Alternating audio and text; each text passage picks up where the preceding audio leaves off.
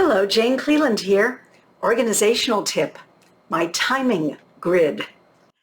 Now, I know there are software programs that help you keep track of all the timing. I don't use them. What I do is create a chart. I call it my timing grid, and it has worked beautifully for me for years. Here's how it works. I have the chapter number. Then the next column is the page span of that chapter. The third is how many pages are in that chapter, because I want to keep an eye on that and either have them be relatively the same or think about why they're not.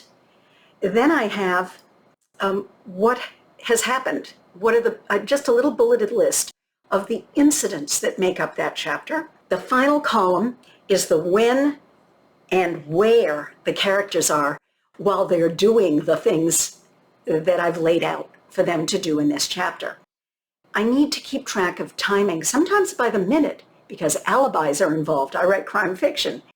But I want to make sure if it's Wednesday that, and I have a line that says, a couple of days ago I had this idea. Well, was it Monday? Because if she had the idea on Tuesday, I can't be saying a couple of days ago. I have to say yesterday.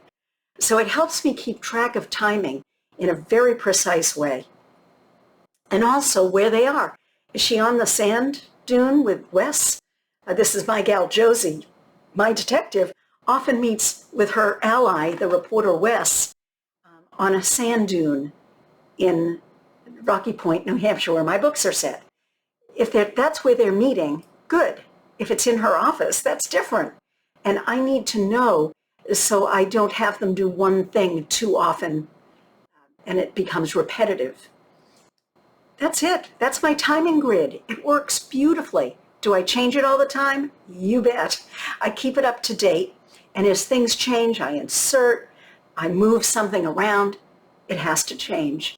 But I like doing it manually. It lets me be aware of the time span, how many chapters it's going. I don't want it to happen automatically. I like being in control. Whatever you use, keep track of the timing and the places. Best of luck with it.